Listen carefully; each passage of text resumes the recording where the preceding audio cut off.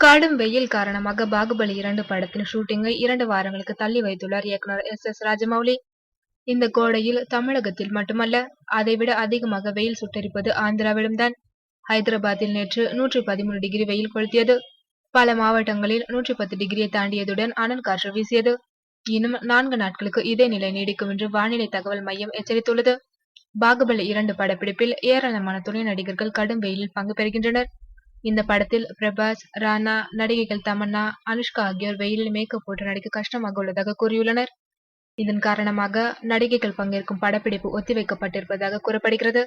அதே நேரத்தில் படத்தின் மற்ற பணிகள் வழக்கம் போல் நடக்கும் என்றும், பிரபாஸ், ராணா ஆகியோரின் உடற்பயிற்சி தினமும் நடைபெறும் என்றும் அறிவிக்கப்பட்டுள்ளது. பாகுபலி 2 படத்தை அடுத்த ஆண்டு ஏப்ரல் 14ஆம் தேதி தமிழ் புத்தாண்டு தினத்தில் வெளியிட முடிவு செய்துள்ளார் இயக்குனர்.